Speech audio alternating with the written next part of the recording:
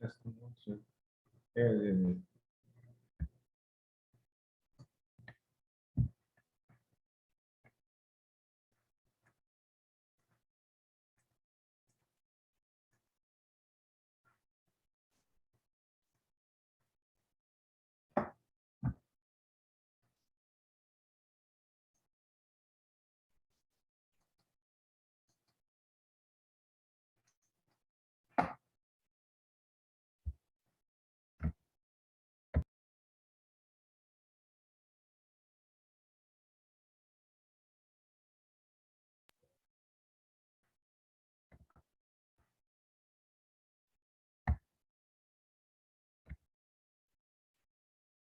Testing 1, 2. How's my video?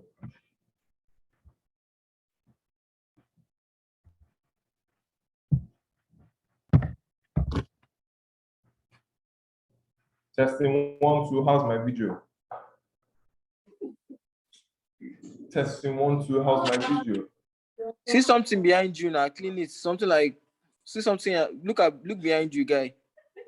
I'm looking behind me already. Like literally look behind you.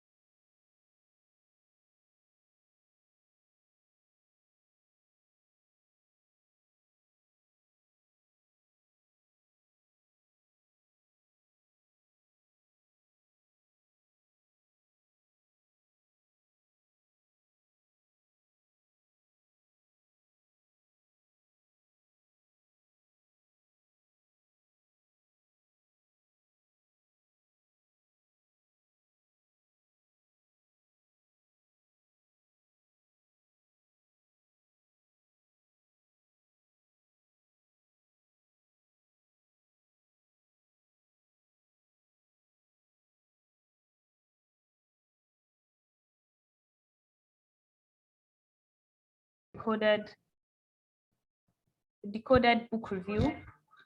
Welcome. My name is Shalom, and my co-host is Pelumi. Pelumi, please introduce yourself. Hi guys, I'm Belumi. Guys, I think his guys here just refers to Uzoma. Hi Uzoma. Hi. Hi. Am I the only one here? No, not really. Yeah. We just decided to pick on you. Okay, I think the others are going to be joining us late. Yeah. I think the How are you? How's your week been? Good. It's been okay. I've been actually looking forward to this class. Were you here last week? Yes, I was.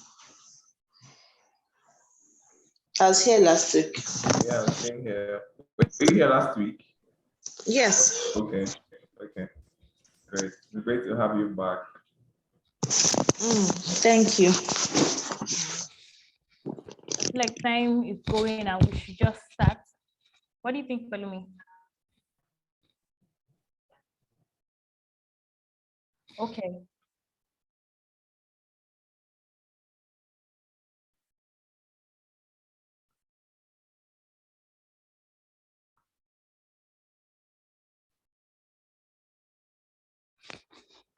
Hello? Can anybody hear me? I can hear you. Okay.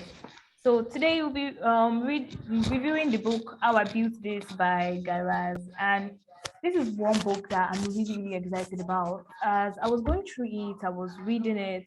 I just found that this book is one book that every entrepreneur or every potential entrepreneur should definitely read.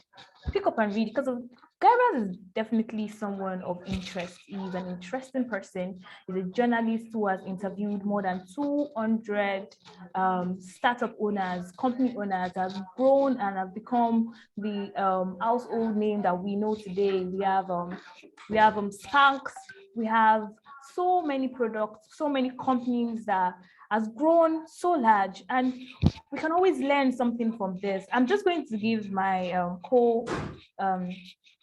co-host the opportunity to introduce who Guy Raz is and what the book is generally about. Palumi, please take the floor. Yeah, thank you, Shalom. Like Shalom said, we're reading the book, How I Built This. Okay. Uzuma, have you read the book? Has anyone here actually read the book? No, I've not. I haven't read the book.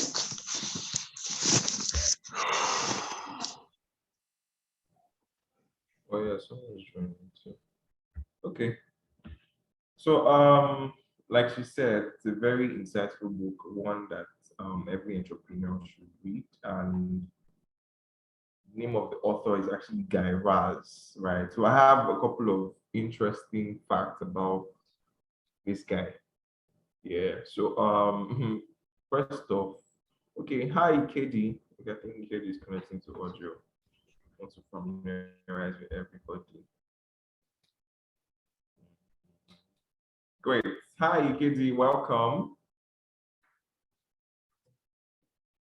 Hi KD, welcome to today's book review session.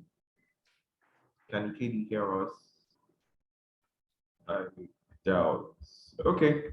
Yeah, so as I was saying, so we have a couple of interesting facts about Guy Raz. First of which, his name is Guy, right? I really don't know what the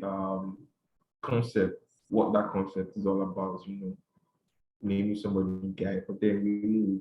So second of all is that he's actually one of the most popular podcasters, as rated by the New York Times. Right, it even has about 19.2 monthly downloads in terms of podcasts now. So someone who has that amazing amount of reach, right, with podcasts, not just even songs or anything. Someone who has that kind of reach, that definitely this guy is, spitting facts, right? So that's what I have to say about Guy Raz. Okay, thank you so much, Pelumi. I think one thing that Pelumi failed to mention was that he has interviewed more than 200 highly successful entrepreneurs, and so something that I said before. And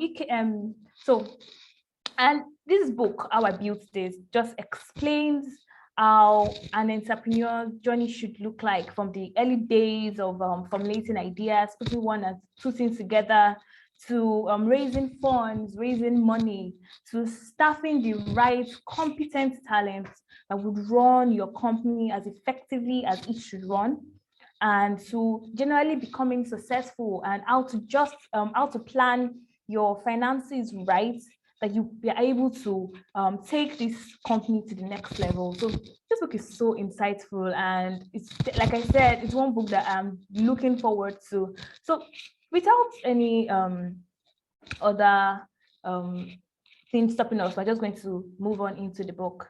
Now, the book opens with a saying by Reid Hoffman, and it says that starting a company is like throwing yourself off a cliff and then assembling a plane as you jump down. Now, like, this saying is so how will I put it? It's so alarming, because if you're like, okay, wow, is this how starting a company is like? Is it this scary? Because I don't think anybody would enjoy jumping off a cliff or a plane and without any parachutes, without any support system, with nothing, and then have a good time doing it. I don't think anybody would like that experience. But that is actually, it's just like a metaphor of what starting a business is like. It's basically jumping head on and just hoping for the very best. Okay, but it's one thing that the next thing that this book now explains is that you could actually put safety measures in place that just in case things don't turn out right, because it's not every business that people hope to start or people begin to formulate that actually become successful in the long run. So it tells us that instead of just jumping head on and just like putting all your faith, all your hope, all your eggs in one basket, you can actually jump with a reliable parachute.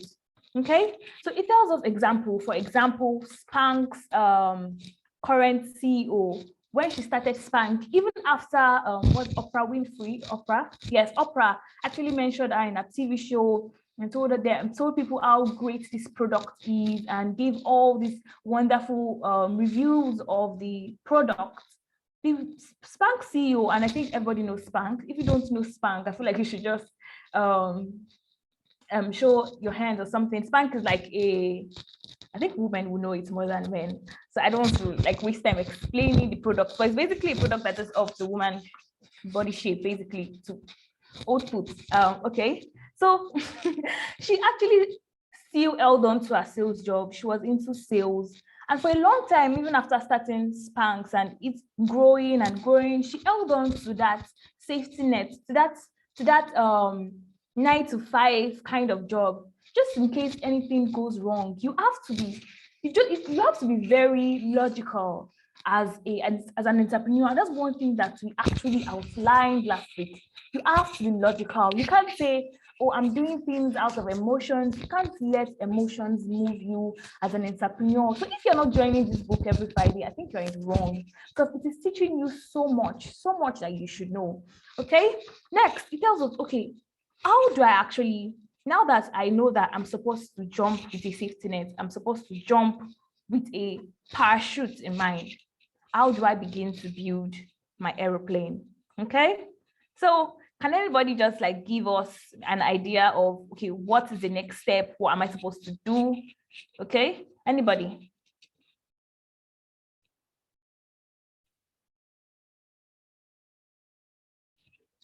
Someone should talk. This is an interactive section. It's not for just me to talk.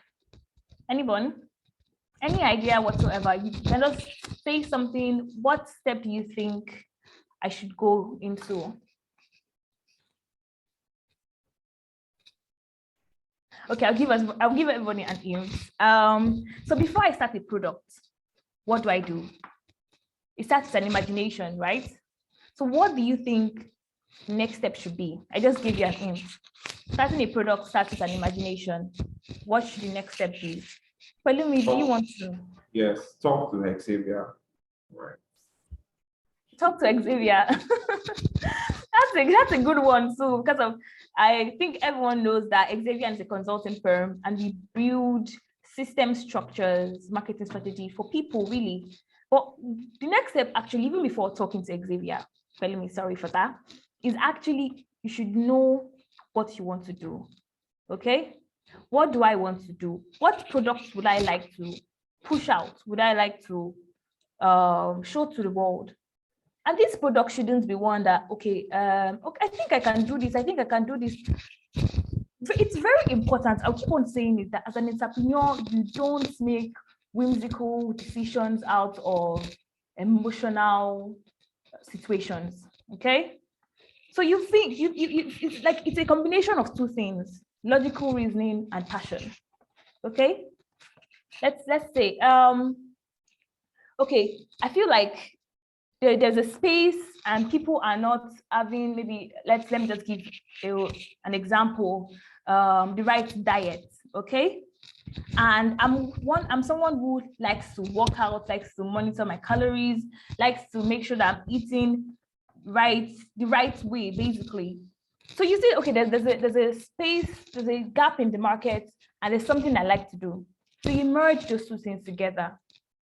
It has to be equal part this and equal part that.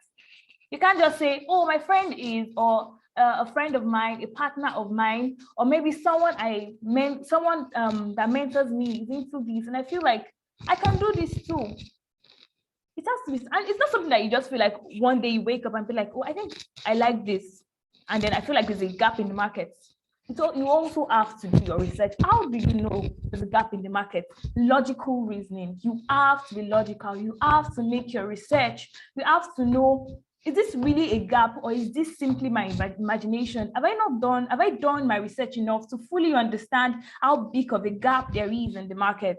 Do I have competition? How does my competition do this? How does my competitor, do this? How do people do this? How would people want to do this? How can I improve this product so that I am above my competitors? You have to put all those logical reasoning in place. And that's why I said that if you have not read this book, please, please, please drop your email in the chat box and we will send you this book. But this book is it's like an handy book, a Bible for an entrepreneur, really. Okay, so let's go in. I'll go into an example. There's a luggage company called Away. If you know the new designs of luggage that looks like a box now, that the top is I think everybody knows it, but do you know it's this new luggage that's kind of a box? It's no longer that clothy. Yeah. Exactly. That brand, that design was formulated by a company called Away. And the woman that actually made that design, it started actually from a story. She was working for a company, and when she was trying to board a plane, I think something caught her bag or something, and then she had to carry her clothes and in like plastic bags, and it was like she just felt sad. And I think some people have been in that situation where things just don't work out and then your bag tears, something happens. And she was like, okay, she was going to, once she gets back from her flight, from her trip, she was going to find luggage, and she was looking, and she couldn't find the right luggage. Every luggage that seemed right was actually more expensive than she could ever hope to buy, more expensive than the plane tickets. So she was like, there are ways that I could buy a a quality luggage and still have that design and functionality that I want to. So she started making research from someone who had no idea of how it is built, what people think about, like the product design that goes into a luggage design, basically.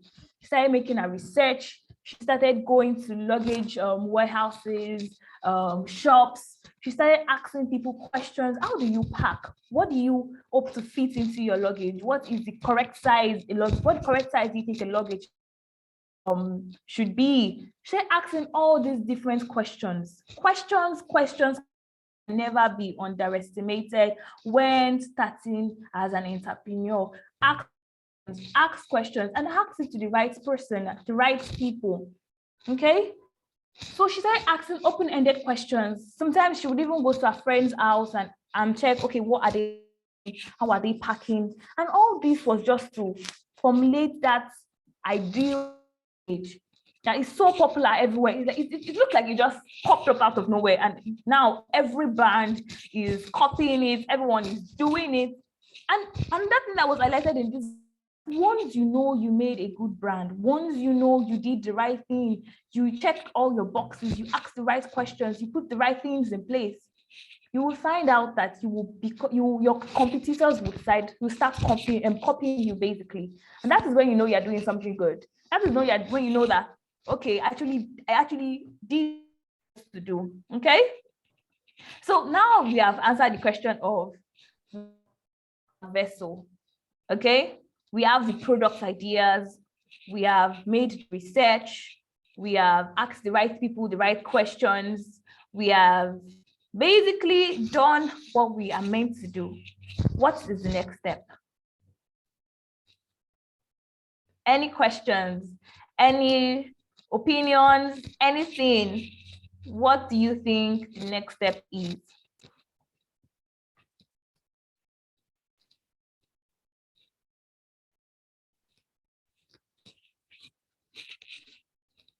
Nobody can. Okay, who can give me a recap of what I just said, and how do you think that it's applicable to your business? Samuel, I think Samuel wants to talk. Samuel, please go on. Okay. Samuel isn't talking. So I feel like a couple of us just like to join midway. So, and no one is actually doing our tradition here. Please, guys, welcome, welcome. If you were here last week, welcome. If this is your first time, welcome. Please let's not forget to introduce ourselves in the chat box, just your name and just a few lines about what you do, who you are, basically here. Today we're reviewing the book How I Built This by Guy Raz. And Shalom has actually given us an introduction into the book, a couple of points, how a couple of things have happened. And she's asking for a recap, but nobody wants to say anything. It's because we've not started imposing penalties here. That's on the I think everybody is actually shy. There's no right answer actually, so anybody can just talk. But for people that are just joining us, we started with a saying that starting a company is like throwing yourself off a cliff or an airplane and then assembling an airplane as you go down, basically. And then we move to building the vessel, which is our products. We think about our products, we make the right research about we make sure that we have done all that is meant to be done, the research, we have tested, we have done everything that will solve the problem that we think is in the market, that will fill the gap in the market. And that's what basically we have been talking about since we started. Okay. Shalom, let me just chip a couple of things in. Sure, no problem. Before you continue. Okay. You guys know I'm the question guy, right? I'm definitely going to ask questions, but no problem, right? And thank you so much, Sharon, for introduction and contributions, right? How I Built This is actually a book, like Shalom said, a book that every entrepreneur should actually be conversant with.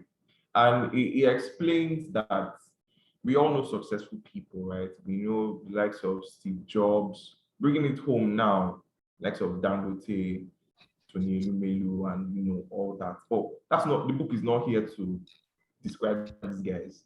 But what the book actually says is actually encaptured in this saying by Guy Raz, right? He said, at the deepest level, how I built this is about who these successful entrepreneurs were when they were lying on the bathroom floor, crying about a failure or crisis, because that is relatable for all of us, right? So we're not here to talk about the investments they made when they were successful. I had to talk about, like we discussed a couple of book reviews ago, inflection points, right? The different points that these guys go through just before they actually make it, right? And to be honest, everybody's story has almost the same structure. It always starts with that somebody has an idea, right? Like Shalom said, you had a very crazy idea, a very disruptive idea, and then you told your friends, but then people were like, what was this that this person is saying? Can you hear yourself? Do you get that? And then from there, the person doesn't answer, he goes on and then actually carries out his stuff. And then he faces hurdles and challenges, right? But then something happens and then makes him overcome all these challenges and then he goes big. That's really what happens to everyone, right? And what Guy Raz actually does in this book is to break down the different stages that we go through, right? I feel like every book we discuss is always inclined towards that, being successful in whatever you're doing. Yeah, and Shalom already talked about the initial steps. I'll just say a couple of things on other things that we need to know before she continues, right? So the second chapter actually talks about having a strong support system. Okay, it's great to have a crazy idea. It's great to have a disruptive idea, right? But then you should always have a partner. I'm not saying someone who has ownership in your business. They don't necessarily need to have ownership in your business, but someone who you can actually cry your heart out to. I'll give you an example. We all know Steve Jobs, right? We know he's the founder of Apple, right? But many people do not know that there's somebody called Steve Wozniak. Two of them actually started Apple, right, together. Okay, so two of them actually started Apple together. And Steve Jobs is this guy that had the whole idea, the tech guy and everything. But then Wozniak was the people person, the guy who brought customers, the guy who brought relationships, really. And if not for Wozniak, Apple will probably not be Apple today. So that's the whole importance of having a very strong support system, right? Someone you can always, cry your heart out to, someone who, you can actually depend on. Because to be honest, starting something alone is not easy, at least for many people, right? For most people, right? So this book actually emphasizes on having a good support system. And one more thing before I hand over to Shalom, chapter 3 actually talks about positioning yourself creatively, right? So it's one thing to come into the market and then do what everybody has been doing. That really takes you nowhere. Fine, you might be profitable with your business, great, thumbs up. But then let's look at the possibility of what's actually disrupting the market, right? Stealing other people's customers, really. Because he actually gave a couple of examples in the book that I feel like if we talk about these examples, we're not going to leave here till 9 p.m. Right? One of them is this beer, this 5-minute beer. I've actually forgotten the name of the company. So, there's Monster, there's Red Bull, there's all other energy drinks, right, that come in cans and, bottles. And then there's this guy, I really can't, Shalom, can you remember the name of the company? The 5 minutes. I think energy or something. It's an energy drink in a very small bottle. Exactly. So you realize that, you walk into stores, open the refrigerator and then pick out Monster, But then he said, okay, I'm not going to do this, right? Let me position myself, my brand creatively. And then just created a bottle that was just, 2 ounces, right? You just take 2 shots and all that. And they gave it a very, very creative name. So something like that, doing stuff that, makes everybody think differently. There's this example too of Red Bull, right? Red Bull did something very crazy and people actually don't understand the reason behind that. They, took Red Bull cans and after parties, they'll just take empty cans and then toss them into trash of people's trash, right? So at a particular point in time, everybody kept seeing Red Bull in people's cans, Red Bull, So in their minds, the psychology was that people are actually drinking Red Bull, right? So let me actually also take Red Bull alone, just skyrocketed their sales. So doing something that let me drop one other example. Shalom, from me, right? Colgate, I'm very sure we know Colgate too. This toothpaste, company. What they did, I don't know if just toothpaste they do, but what they did was to enter into a partnership with a particular ice cream company, right? And then they agreed to, make their ice cream cones in the shape of a toothbrush that had Colgate logo on it. So by the time, am I audible? Let's tell me my connection is stable. Hi, Shalom, can you hear me? Yes. Yeah, you're breaking kind of, but you're audible. How about now? Can you hear me? It's better. It's much better. Okay, yeah. So as I was saying, so they made ice creams that had the shape of toothbrushes, right, with Colgate logo on it. So by the time people finish taking their ice creams, what they'll be left with is something that looks like a toothbrush and then Colgate's logo on it. And then they term the campaign, don't forget to brush your teeth after taking your ice cream. So doing something different from what other people, I feel like this is one particular point we say every session of our book reviews, right? So yeah, those are like 2 solid steps that Guy actually suggested. So over to you, Shalom. I'm coming for my questions. So once Shalom is done with that session, I'm coming for my questions. Oh, thank you.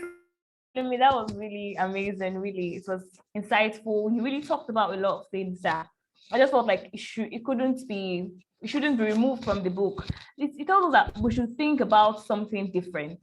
Okay, look at yourself, look at your product, look at what I'm doing. Is it different? Maybe it's because of I'm not different and that's why I'm not reaching my target market, so I'm not selling as much as I should. I think I'll give another example. I don't know the name of the company, neither do I know the name of the CEO, but there was something that was really a wave, I think 2 years ago, was this magnetic lashes. I think if you're a woman, you would know what I'm talking about, and it was everywhere. People don't understand about that magnetic lashes was that it started 6 months ago, and 6 months after it had reached everywhere. It was on all social media about it.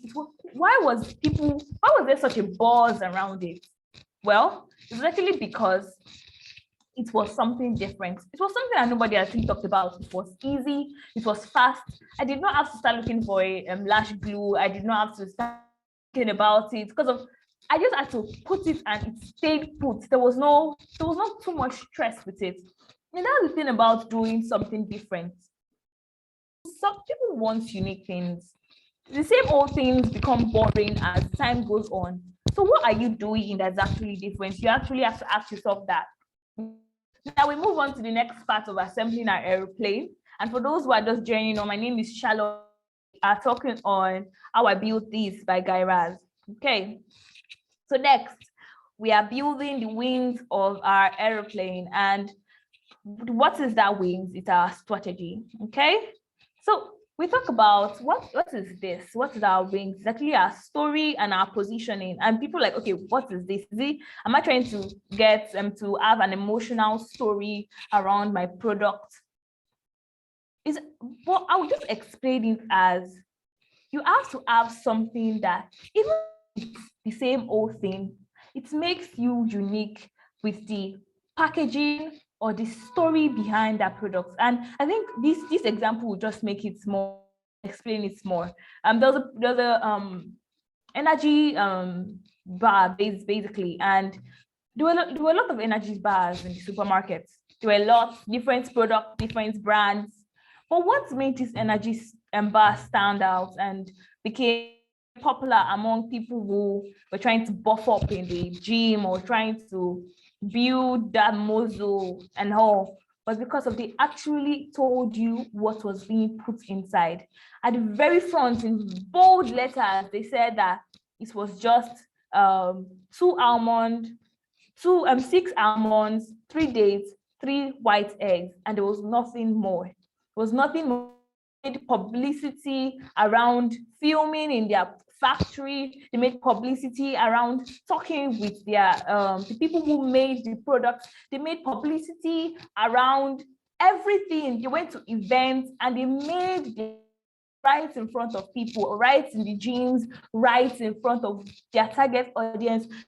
Them that there is nothing else we're putting into this product. Putting into this product, and there was nothing less that we're putting into this product than what we told you. And this just made people who were very that were, what do you call it, cautious of the things they put into their body, become attracted to that product. And that's the story. That is a story behind that product that just makes that product unique.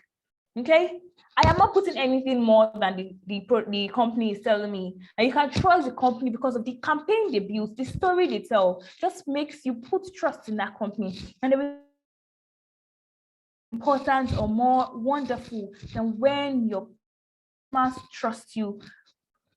Okay, so now we have built our wings. Now we are beginning. The aeroplane is almost finished, basically, in a sense. What is the next step? We ask ourselves. We have our product, we have done our research, we have done our testing, we have asked questions, we have built our product, we have built a story behind our product, we have in the right places, and that will talk about the target audience. Okay, I think I forgot to mention about this protein bar was that when they started selling their product, they only sold it in gyms and gyms only. They didn't sell it anywhere else. So like they were not seen as a competition because they were like just in very few places. They were just in gyms and they were nowhere else. They were not in supermarkets. They were nothing else. They were in gyms and they were on their. That was it. So people didn't really see them as a customer until it blew and everyone was talking about it.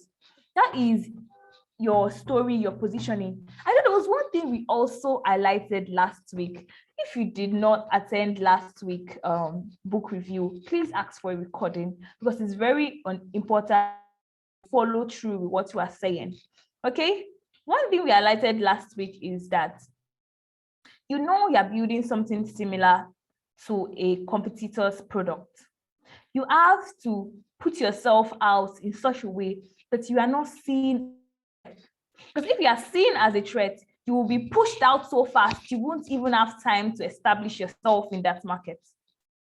So you have to think logically. You have to think why. You have to position yourself in the right place at the right time in such a way that you can build your roots and not be seen on the top outside. Okay, it's just like a bamboo tree. A bamboo tree is growing inside, it's building stability, is establishing himself. But you see this very small thing that you just think, okay, there's nothing to be worried about. Okay, you should build your product in such a way. And another thing that was that have partners. Don't think you know it all. Okay, I think I've gone to business school. I think I have attended a few classes. I think I have done these. I think I've read books. Go to experts. Get help. Get advice. Come to Hexavian. Talk to a consultant. Do things to build the right structure, to build the right product. Is extremely important for the long run. Because if you don't build the right foundation from the start, it will flop in the end. Okay. So what is our next step? We have built our vessel, our wings. Now we want to build our engine before we take off. What is our engine? Anybody? Pelumi, I think you should just add something at this point. Hello, Pelumi, are you there? Yes. Can you hear me? Yes, we can.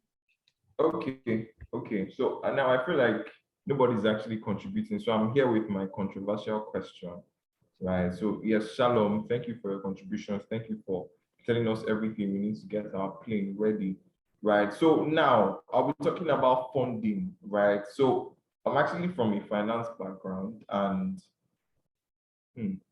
so now, which would you prefer, to start your business with your own money if you have the money, or with other people's money, with investors' money? So we're comparing bootstrapping with seed funding. So now, assuming that you have the resources to start your business, which would you prefer, to start with your money or with other people's money? You have to tell us which one you would take and why you would take that option. All right, so who wants to go first?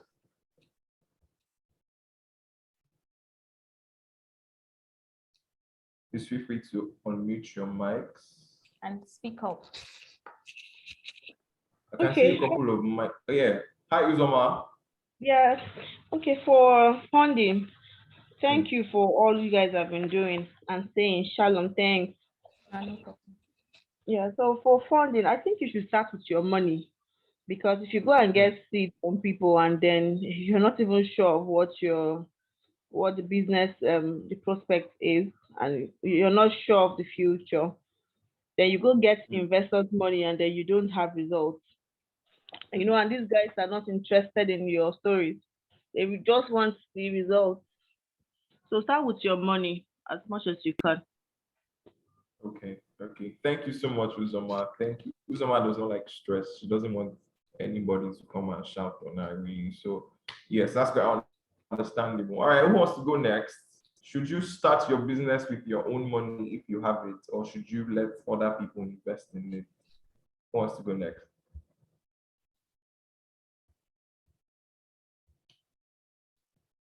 I can see mics getting unmuted though. Oh, hi, Ruth. Ruth is actually in this meeting. Hi, Ruth. We've not seen you for a while now. Hi, Ruth. Can you hear us? I guess not. I don't think you can. Yeah, so who wants to go next? Would you rather start your business with your money or with other people's money? We should not let me call names.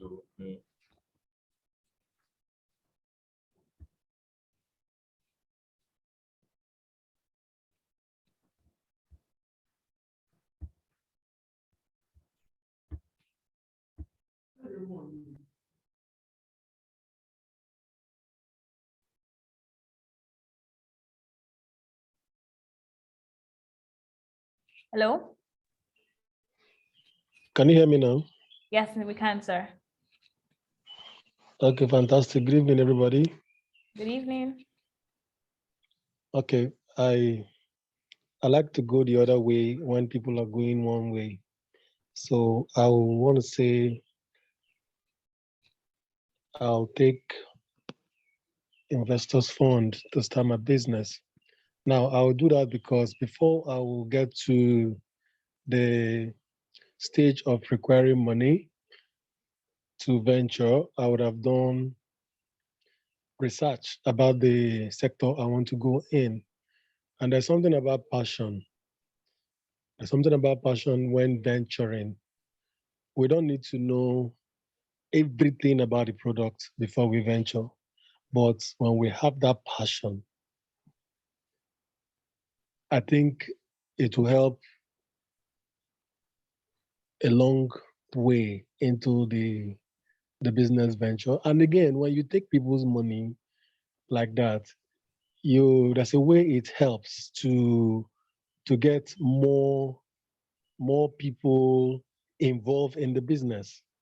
Now, when you take people's money, you can take people's money from diverse fields.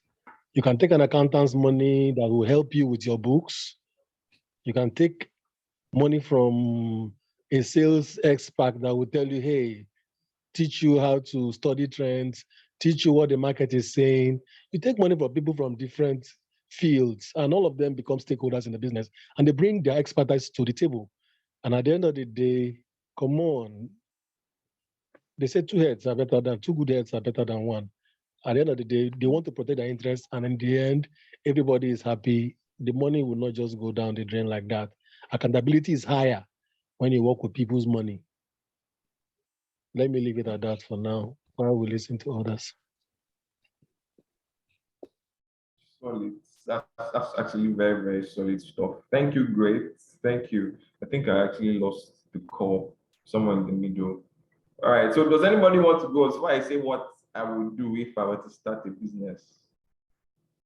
Anybody else? I think we're running out of time. So personally, right, the book actually says use seed funding, right? Use other people's money, right? And I think I would actually do that. Why? Because, like Great said, the level of accountability, if it's my money, I know that, okay, this particular project it might be 20%, I've predicted this with 20% accuracy. I'll still try and venture when I know that, okay, oh, I might not get maximum returns for this thing, but because it's my money, I'm like, I'm just exploring.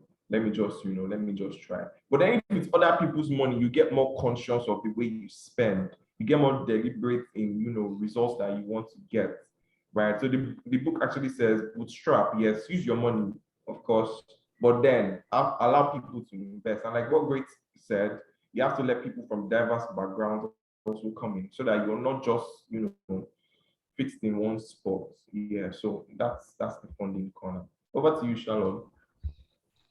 Thank you so much for that. Thank you for everyone that contributed. Really, you gave such powerful contributions and different opinions that just told us how people actually think and what we should actually do. Really, now we are going to just move on because we are running out of time.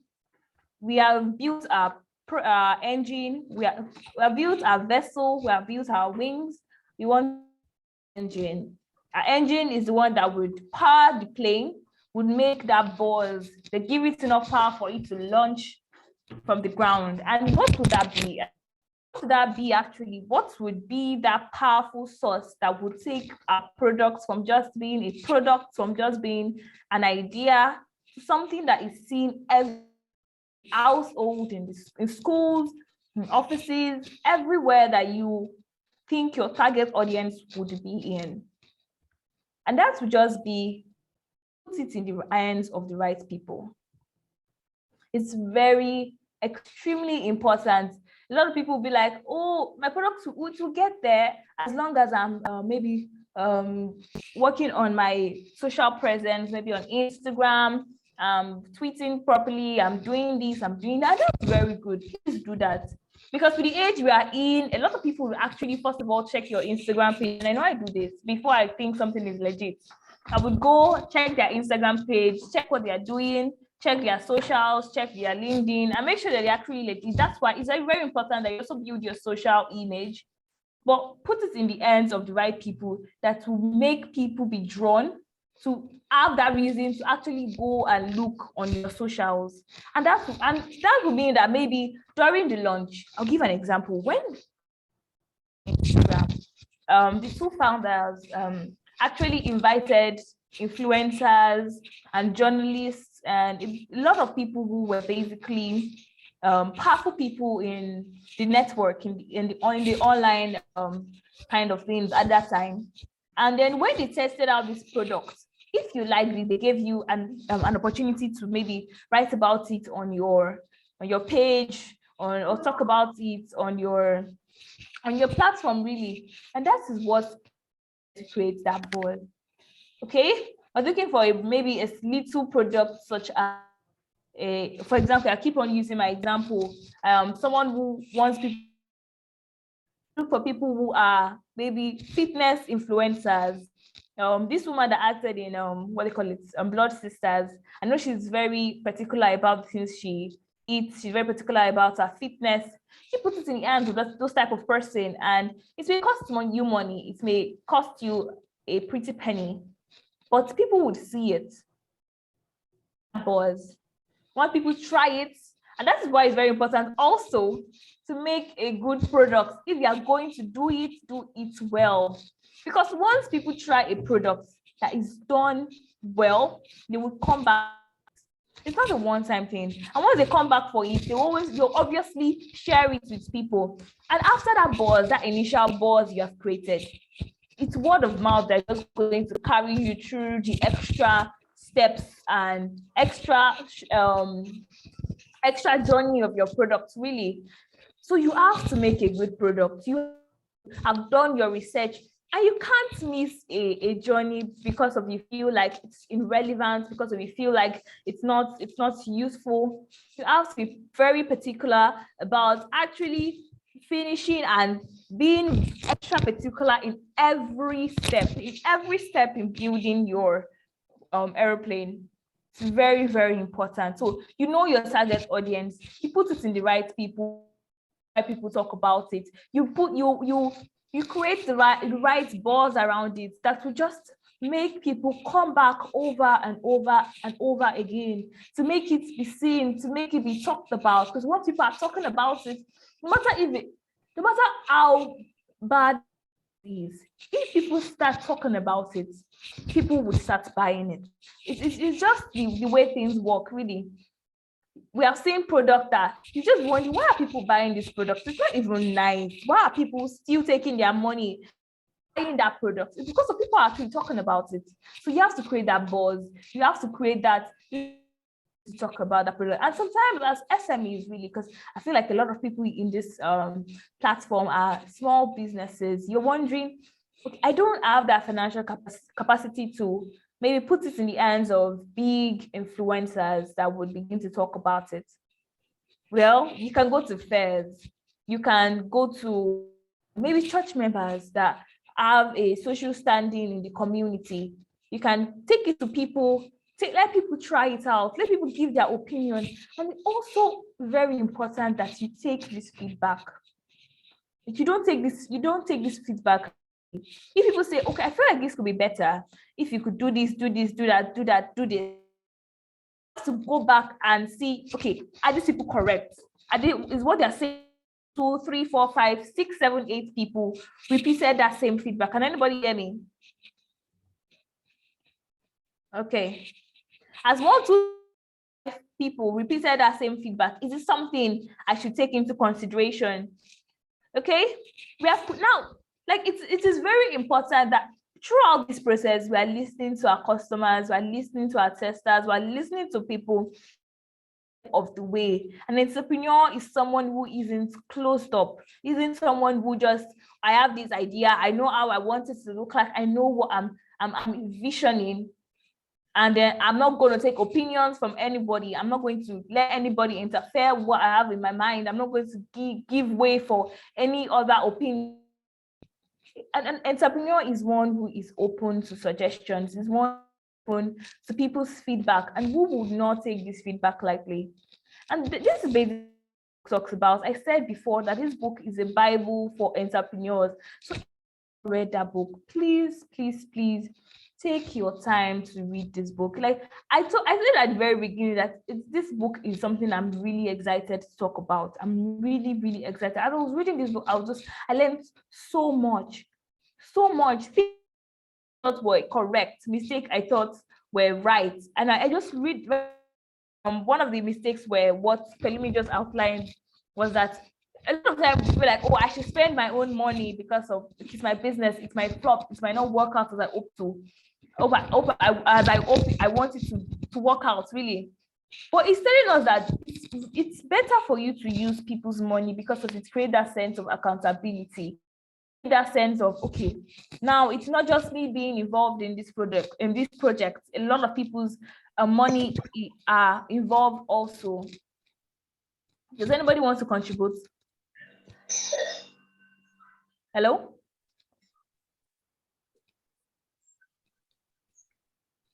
Okay. Ma, do you want to contribute? Do you want to say something? Okay, I think that's just my mic basically came on. Okay, so this is what the book is basically about. We reviewed How I Built This by Guy Raz, and we started with a saying that says that starting a company is like throwing yourself off a cliff and assembling a plane on the way down. We assembled that plane by saying that we built the vessel is the product. And how did we build this vessel? We made our research, we had the first, made our research, tested the product, and then we assembled our wings. Our wings are the strategies. How are we going to position ourselves? What is our story behind the product? What makes us unique? And how do I position myself in such a way that I am not a threat to customers before I establish myself in this industry, in this market? Where can I be seen? How can I be seen by my target audience? We then decided to turn on the jets. We needed to turn on to create the engine. And the engine is putting the product in the right hands, putting the product in the community, putting the product in the hands who talk about it, who would basically create the buzz. And I said also that it might cost a pretty penny, it might cost us, it might drain us, but at the end, it will be successful. I will just leave and my co-host will take over with this saying that Guy Raz actually said something in the book that a lot of people, entrepreneurs, successful entrepreneurs in particular, and they just think that, oh, they had it easy. They started this product, they had this idea, and then boom, they became successful. It's never happened like that. If it happened like that, I think you should investigate that person. That person probably used juju or something, or one white powder from the Baba in the village, because of it never happened like that. So yes, follow me, please take over. Yes, sir. All right, thank you so much, Shannon, for your wonderful contributions. Right, a couple of messages in the chat box. There's even a question, and we're all going to answer that question, okay? But before that happens, I'm going to invite my colleague, Bingpe. So Bingpe is actually going to tell us something very, very important. If you're a business executive, CEO, business-oriented person, you need to listen to this. So over to you, Bingpe. Hi guys, good evening. Good evening, everybody. What I'm bringing to you is an event that is hosted by Hexavian. It's called Breakfast with Izu. As we all know, Hexavian's MD's name is Izu. So it's a separate summit session on business systems, on structure, growth strategy, detailing your next 5 moves, your next 5 steps to know if you're actually winning or not in your business, right? So Hexavian will be sharing how to scale capacity for structure and growth. And this event will be holding at the Eco Hotels and Suites, last floor, on Saturday, 20th of August. Can you all hear me? Yes, we can. Yes, we can. Okay. I So the think event will be holding. Okay. yeah, Bingpe, can you hear me? Yes. I think there's even a discount for people Yeah, coming I'm going to get to from that. there. Okay. Right, so it's holding on Saturday, the 20th of August, and it will run from 8:30 a.m. to 1 p.m. And it costs just 55,000 naira. But there is a 20% discount for a management team above 3. So if you want to come with your team, you're about 5, about 6, there will be a 20% discount for you guys. So a number will be dropped in the chat box. Contact her, contact the number to book a slot for this event. I'm looking forward to see everyone there, everyone that wants growth, everyone that wants structure in their business. Enjoy the rest of the session. Thank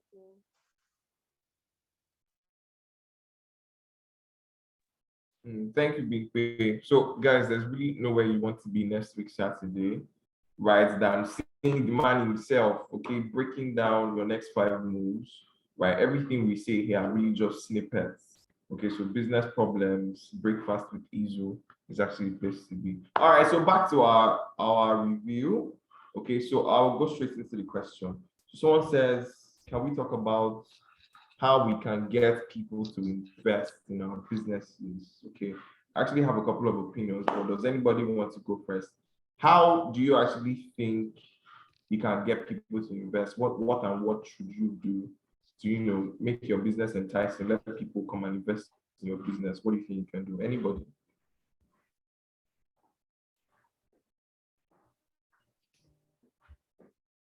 Does anybody want to unmute that mic to advise us on how to get investors to put money in whatever businesses that will be starting? Okay, can I try? Definitely. Okay, fantastic. Now I want to use my experience as an example. Yeah. There was one time I wanted to start a particular business, and I knew somebody in government. I decided to approach him, and he told me, go get a business plan. Okay. Go get a business plan. Let's look at your business plan. So I think it should be the first thing that anybody that wants funding should put together. You put together the business plan so that people can see through the route you want to take. They want to see the risks factors. Yeah. They want to see also the profitability of the business. They want to see tenure. They want to see duration with duration of the investment, how long their money will be with you before they begin to make get returns. The business plan should be able to explain all that. So I think that document is very, very vital. And when doing that, let's also be frank with it. We need to ensure that we are not too optimistic just to excite investors. But when you're too optimistic and invite to excite investors, some of these people we go to are very knowledgeable, and they see all that excitement as pitfalls, and sometimes it doesn't entice them to invest. But when we keep the whole thing moderate in the business plan, and maybe when we get to actuals and it begins to peak, that becomes abnormal profit, rather than making the business plan look so enticing. And when we get to the field, we begin to struggle. So I think a proper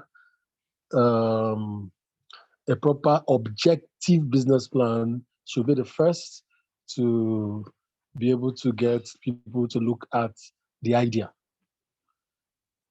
Thank you.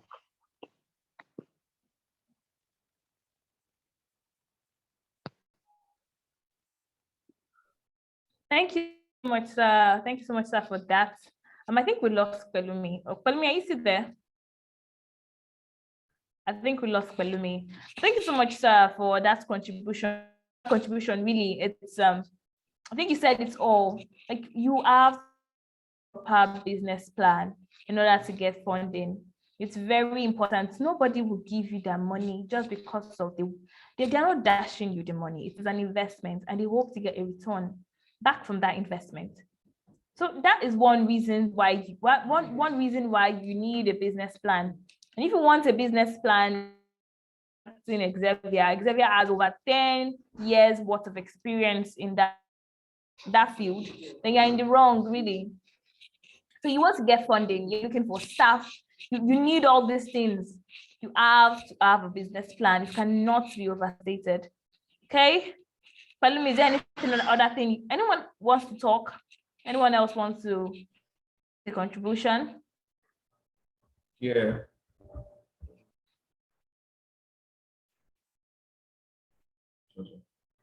Hello, Can Palumi. you guys hear me? Am I audible? Yeah. Can you hear me? Yes, you are. Okay. Yeah, sorry for the break in transmission. So I was about to actually rephrase my question. Thank you so much, Great, for what you said. Yeah. So now I want us to put ourselves in the shoes of investors, right? So your friend comes to you saying he wants to start a business, right? And you know you have money, right? And you want to invest. He's not your brother, he's not your mother, that you know that okay, you just invest, closing your eyes. Is your friend, right? So what do you take into consideration before you actually decide to put your money? I feel like if we can think in that perspective, then we can know what to, equip ourselves with before going to pitch to investors. So answering the question that is there, what exactly should we do? How should we get investors? It's so simple. If you were to come to me to say you want to invest, you want me to invest in your business, the first thing I'll ask is, okay, you have a business idea, right? Is your business idea, is it feasible? Is it something that will bring profit? And honestly, that's what a feasibility study does, right? Starting a business 101, the first thing is coming up with a feasibility study. Can you hear me? Sharon, am I audible? You are audible. You're audible. Yeah, thank you. Okay. So feasibility study, right? That's the first thing you want to do. A feasibility study, business plan, very solid points from Great. Right? A business, I don't know if we all know what I feel like one of these book review sessions, which actually provide an insight, a deep insight into what we actually do. So it has a couple of sections, right? We have the financial. You are breaking. You're breaking. We can't hear you. We have the marketing, Hello, and at the end of the day, that we lost him again. So if you can hear me,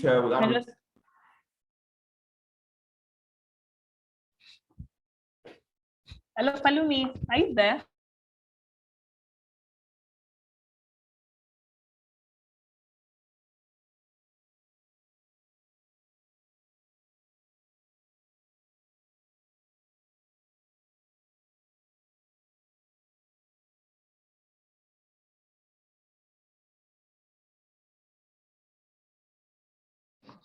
Sorry about the network issue.